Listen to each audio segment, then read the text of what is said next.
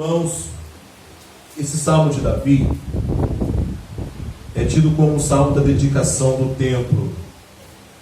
E como Davi ele não viu o templo, alguns especialistas acreditam que era uma dedicação, ele já prevendo, a construção desse templo. Tanto é que ele preparou os materiais para que Salomão o fizesse, porque era um desejo do coração dele. Mas Deus não quis que ele o realizasse. Seu filho vai fazer, você não, porque suas mãos estão manchadas de sangue. E Davi elabora esse salmo e começa a conversar, a orar a Deus de uma forma assim tão íntima. E passa para a gente uma coisa profunda, para que nós possamos, através desse salmo, se posicionar e lutar para viver. Porque Davi, expressando a Deus os seus sentimentos, ele colocando em canção, ele começa adorando a Deus. Exultarei, eu te exaltarei, ó Senhor, porque tu me livraste e não permitiste que os meus inimigos se regozijassem contra mim. Ele está dedicando o tempo, mas também ele está exaltando a Deus por um grande livramento, uma grande cura, um operar da parte de Deus na vida dele. Quando nós começamos a pensar, se é que assim a gente o faz, naquilo que Deus já fizera na nossa vida, também o que vai brotar no nosso coração é essa exultação. Quantas coisas Deus ele faz: livramento, cura, provisão. Nós podemos dizer com clareza que Deus opera, assim como Davi. Ele está exultando a Deus, porque mesmo tendo pessoas torcendo contra ele, não permitiu que aqueles inimigos zombassem dele, porque Deus lhe concedeu a cura de uma enfermidade que ele estava passando. Interessante que há dificuldade hoje no crente de expressar as suas fraquezas, Hoje o crente gosta de contar a vitória, mas não, nós somos seres humanos dotados de fraqueza, de humanidade. Às vezes ficamos doentes, às vezes nós acometemos alguma situação, faz parte da vida humana. E Davi está deixando isso claro aqui. Ele estava enfermo e Deus não permitiu que na perda da vida os inimigos pudessem zombar, os inimigos pudessem falar. Ele estaria exaltando a Deus, porque ele está presenciando e vendo o que Deus está fazendo na vida dele. Ele te exalta. Não permitiu que os meus inimigos se regozijassem contra mim. Versículo 2: Senhor meu Deus, clamei a ti por socorro, tu me saraste. Senhor, da cova que fizeste subir a minha alma, perseveraste a minha vida para que não descesses à sepultura. Nós louvamos aqui, eu creio no poder da oração. Nós vimos a oração mais cedo aqui na nossa EBD. Como é gostoso orar e Deus ouvir. E Deus sempre ouve, Ele quer ouvir, sempre quer ouvir. Às vezes não parte de um coração sincero a oração. Às vezes não parte de um coração aberto a oração. Isso dificulta, não tem força para chegar lá. Mas quando o verdadeiro servo de Deus ora com coração sincero, ora com fé, chega e Deus responde. Ele, na angústia do sofrimento da enfermidade, clama e Deus responde. Ele está colocando isso aqui para a gente, porque eu estou narrando a história, porque o meu objetivo é chegar no final. No finalzinho, é algo que tem que impactar a nossa vida, e esse é o objetivo dessa mensagem. Deus é um Deus de aliança. E Davi está aqui expressando aquilo que viu. Estava enfermo, o Senhor me curou, eu orei, o Senhor me atendeu, livrou a minha alma da sepultura. E agora nos convida: salmodiai ao Senhor, vós que sois seus santos, e dai graças ao seu santo nome, porque não passa de um momento a sua ira, o seu favor dura a vida inteira. As circunstâncias diversas, os problemas são todos temporários, mas o benefício que Deus ele traz para os seus santos é eterno. Permanece. E vem Paulo diz: não tem como se comparar. As presentes tribulações, adversidades, não podem se comparar com a glória que está no porvir, naquilo que Deus ele faz. Talvez pelo momento de dificuldade que estamos a passar, ou uma circunstância que vem nos acometer, isso tudo é temporário. Ainda que o Senhor venha nos corrigir de uma maneira mais severa pelo nosso comportamento desviante, tudo isso é um momento. O benefício da eternidade é duradouro e eterno. O choro dura uma noite, mas a alegria, ela vem pela manhã. Estamos aflitos hoje, mas tenha certeza que Deus opera. E é o que Davi está dizendo aqui. Ninguém quer passar por um momento de enfermidade mortal, ninguém quer passar por uma adversidade, ninguém quer, mas acontece. Nós temos que ter a fé suficiente para entender que isso não é um estágio permanente, isso vai passar. A gente vai estar chorando hoje, mas vai rir amanhã. Mas eu tenho que entender o papel de Deus nesse processo. E o meu papel também nesse processo. Ele continua narrando a sua história aqui, quando diz: quanto a mim, dizia eu na minha prosperidade, jamais seria abalado. Tive um momento de orgulho. Ele viu Deus operar, ele viu, mas estava orgulhoso da sua prosperidade. É aquela coisa assim: Deus não é tão importante assim. Eu não estou vivendo uma situação tão absurda. Deus, assim, o ser humano, ele age assim. Deus não é tão importante assim. Então não tem por que dar crédito. Davi também expressa isso. No momento do meu auge, eu me enchi de orgulho e disse que nunca serei abalado, até que a enfermidade chegou e botou ele no lugar dele. Até que a adversidade veio, e às vezes vem para isso também, para que a gente desça do salto e comece a pisar no chão e entender que nós não somos criaturas suficientes, autossuficientes, não. Nós somos criaturas totalmente dependentes de Deus. Assim como um peixe precisa da água ali para respirar, ou qualquer animal precisa sanar a sua necessidade, se nós não estivermos em Deus, pereceremos. A maior loucura que o homem pode achar é que ele é autossuficiente. Aí vem as coisas para mostrar: você não é não. Porque nós não temos controle sobre tudo. E se olharmos direitinho, temos controle sobre poucas coisas. A grande parte está além. Nós não somos autossuficientes. Na minha prosperidade eu disse que nunca seria abalado. Mas foi abalado sim. Chegou o momento que ele dizia, aí ele disse: tu, Senhor, pelo teu favor, fizeste permanecer forte a minha montanha. Apenas voltaste o rosto, fiquei logo conturbado. Aí ele entendeu que a base é o Senhor. Nós insistimos numa contramão a isso. É um direito que nos cabe. Mas temos que entender depois que, quando tivermos numa realidade, tudo isso é fruto da nossa escolha em caminhar longe daquele que é o sustento da nossa vida, aquele que nos dá o ar que nós respiramos. E ele continua dizendo aqui, versículo 8: por ti, Senhor, clamei, ao Senhor implorei, e disse, no versículo 9: que proveito obterá no meu sangue quando abaixo a cova? Louvar-te-á porventura o pó? Declarará ele a tua verdade? Ele fala: Senhor, eu sou um adorador, sou um servo teu. Se eu morrer, é menos um adorador para te adorar. Se eu morrer, é menos um para te cantar louvores. E está falando isso, mas de alguém que, mesmo no percalço, se desviando, voltou. Mesmo se ensoberbecendo, desceu. E está entendendo que ele é importante também no momento da adoração, que ele é um servo de verdade. O que está em pauta aqui, e é o que nós estamos chegando no ponto que Deus quer passar para a gente, é ver toda essa história que não difere da nossa. Uma pessoa passa por problema, passa por diversidade, às vezes se acha até autossuficiente, que pode viver longe do sustentador que é Deus. Essa é a nossa realidade. E agora ele está enxergando que não, que ele precisa se voltar, que o Senhor é que o faz forte, que o Senhor é que mantém ele no alicerce. Está continuando dizendo aqui que ele é um adorador, que se ele morrer, menos um para adorar. É uma coisa que está colocando as coisas em pauta. Se eu morrer, quem vai te louvar? Pô, vai te louvar? Não. Ouve, Senhor, tem compaixão de mim. Se é tu, Senhor, meu auxílio. Converteste meu pranto em folguedos. Tiraste o meu pano de saco, me cingiste de alegria. Deus operou. E agora chega o finalzinho, que é a profundidade aqui.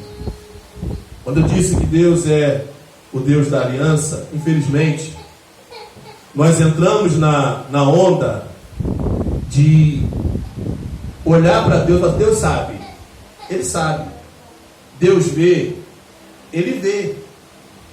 Então, é Ele que tem que trazer algo a mim. Ele não precisa de nada. De fato, não. Tudo que é palpável, a terra é do Senhor e a sua plenitude. Ele fez tudo, Ele não precisa disso. Só que nós esquecemos de uma coisa importante. Assim como Deus fez aliança no passado com os seus servos, e seus servos fizeram uma aliança com Ele, nós também devemos proceder assim. Sabe qual é o problema de hoje? É que nós não queremos assumir a responsabilidade de nos aliançarmos a Deus. Qual foi o dia que nós, ao dobrarmos o nosso joelho, nós falamos para Deus assim, eu sempre serei seu servo? Qual foi o dia que nós dobramos o nosso joelho e falamos assim, Senhor, pode acontecer o que for, eu vou te louvar eternamente? Qual foi o dia que nós nos preparamos para fazer uma aliança com Deus? E o motivo de nós não fazermos isso, porque nós não queremos nos compromissar, não queremos nos responsabilizar. E é por causa disso que há sempre no nosso coração esse orgulho de dizer, eu faço o que eu quero. Eu não preciso demonstrar. Estou com vontade, não estou com vontade, não estou. É assim que a gente age. Porque dentro de nós há o orgulho que Davi relata aqui. Só que Deus não contempla isso. Por que Deus tem que se aliançar comigo e eu não com Ele? Ué, eu sou mais importante do que Deus? Por que às vezes eu quero que Deus tenha responsabilidade em ouvir o meu clamor, mas eu não quero ser fiel a Deus na plenitude? Será eu mais importante do que Deus? Porque o que Davi fala aqui é dessa aliança. Ele passou por tudo, experimentou, se sobreviveu. Ele disse, Senhor, se eu morrer, é menos um para te servir. E já são tão poucos que te servem. E agora no final ele diz algo que é isso que tem que mexer. Nós precisamos fazer aliança com Deus. Nós precisamos dizer o quanto nós o amamos. Nós precisamos falar que nós iremos permanecer, mesmo que o não dele aconteça, mesmo que o problema aconteça. Nós precisamos proferir tais palavras. Porque até isso que vai cobrar a nossa consciência. Você falou que ia estar servindo para sempre. Por que você não está servindo agora? Vamos acordar para a vida, camarada. Porque é o que Davi faz. É o que Abraão fez, é o que Jacó fez, é o que Isaac fez e é o que nós não fazemos. Nós queremos dele para nós, nunca de nós para Deus. Aí nos sentimos livres, achamos que estamos livres e soltos para não ter a responsabilidade de ser um servo de verdade. E esse é o maior erro que a gente comete, porque eu só vou ver o poder de Deus em ação se eu estiver aliançado com Ele. Só que nós não fazemos essa aliança, mas devemos fazer. Davi está dizendo aqui, no versículo 12, essa aliança, ele está dizendo isso, é aquele compromisso, você se comprometeu. A gente não quer se comprometer, mas queremos as benesses, queremos a glória, queremos a mão, mas não queremos comprometer. E é nisso que a gente deixa a desejar e perde a chance de viver o que Deus tem. Senhor, versículo 12, para que o meu espírito te cante louvores e não se cale. Ele está dizendo, Senhor Deus meu, graças te darei para sempre. Aí em outras traduções, eu te louvarei para sempre. Indiferente do que aconteça, para sempre eu te louvarei. É uma aliança, é um compromisso firmado. É esse compromisso firmado que a gente tem que ter. Nossa, a gente tem que fazer um compromisso. Porque a Bíblia diz que o homem é infiel, mas Deus permanece fiel, porque ele não pode negar-se a si mesmo. A gente vai vivendo essa vida descompromissada com Deus, porque a gente, não, Deus ele sabe que eu não prometi nada. Realmente, você não prometeu nada, mas também não recebe nada. Também te prometo, não vou te dar nada. A gente não promete nada e quer receber tudo. Nós temos que conversar com Deus nessa intimidade de poder dizer, Senhor, para sempre serei teu servo. É forte isso. A gente vai falar que alguns vão interpretar que Deus viu lá na frente que realmente ele seria. Você conhece a história de Davi, não foi nada fácil não. Foi difícil. A vida dele foi um embalo terrível. Não é porque Deus viu, não, Deus está vendo algo agora. Ele está o presente aqui, está dizendo aqui. E Deus espera que ele cumpra lá na frente. Estou dizendo agora, Senhor, pode vir chover canivete, sem perna, sem braço, sem bênção, sem nada. Eu serei teu servo até morrer. Esse é um compromisso firmado. Nós precisamos refletir. Será que você falaria isso para Deus? Eu não falaria não. Repense. Por essa dúvida é o impedimento de Deus fazer, porque Ele sabe que eu vou me orgulhar e nem agradecer eu vou, e não é assim que às vezes acontece. A pessoa está precisando de uma situação, ela vai lá e insiste porque ela quer receber. Porventura acontece, ela, já ganhei o que eu queria, agora eu não preciso mais de você. Mas o verdadeiro servo de Deus está aliançado com Ele. É para sempre. Diz todo dia que o ama. Diz todo dia o que vai fazer. Se compromete em ser um servo verdadeiro. E é isso que Deus quer ouvir de nós. Que nós façamos essa aliança. Aí eu não vou servir pelas circunstâncias. Eu não vou fazer. Porque esse compromisso firmado não é com denominação, não é com liderança, nada disso. É com Deus. Aliança feita com Deus, de ser servo dele para sempre. Vou te louvar para sempre, vou te servir para sempre, estarei para sempre na condição de um verdadeiro servo. É isso que nós precisamos começar a entender, porque Deus fez na vida desses homens no passado, porque esses homens se comprometeram. A vida cristã descompromissada, ela é sem Deus. Só que a pessoa não entende isso, né? Mas ela é sem Deus. Porque Deus não vai ter compromisso ou comprometimento comigo se eu não tenho nenhum com Ele. A minha relação com Ele é a barganha? A minha relação com Ele é a troca? Ou a minha relação com Ele é a fidelidade? Entendimento que eu estava perdido e Ele me achou. Eu estava indo para o buraco, o caminho da sepultura, Ele me tirou de lá. Ele me curou. Ele me salvou, Ele me libertou. Então não há outro destino a não ser se comprometer. Nós possamos entender que Deus é o Deus da aliança, também fazermos uma aliança com Ele. Falar, Deus já sabe, Ele quer te ouvir. E isso é importante até para mim, porque é isso que vai me motivar a não cauticar. É claro, também tem disso, tem muita gente que não cumpre com sua palavra, né? Diz que vai fazer, não faz. Mas aquele que zela pela sua palavra vai pensar 3 vezes. Não, eu falei para Deus que eu ia ser o servo de verdade. Não posso ir contra a minha palavra. Se eu disse e vou fazer. E até para a gente é bom. Porque fica aquela coisa assim, você prometeu que você ia louvar para sempre. E é esse probleminha que vai impedir você de louvar? Você disse que ia servir para sempre. Agora é essa circunstância aí que vai te impedir de servir para sempre? Aí tu fala, não vai. O que falei, vou cumprir. Então é esse tipo de comprometimento que a gente precisa ter. Comprometimento com Deus, com aquilo que Ele é. Assim, veremos como Davi, o poder de Deus agindo em nosso favor. Se aliancie com Deus, viva uma vida comprometida com Ele, porque Deus tem o maior prazer em estar comprometido conosco.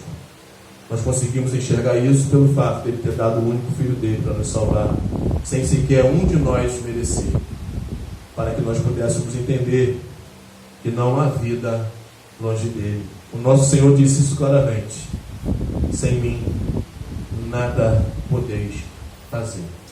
Então corramos o quanto antes para mostrar em sinceridade, não de boca para fora ou por nenhum tipo de pressão, o que Davi falou: Senhor, Tu me tirou da sepultura, Tu me curou, Tu agiu, eu me soberbeci, eu me afastei, achei que poderia cair na real. Eu pude ver que eu preciso ser um servo de verdade, um adorador, e se eu morrer isso não acontece.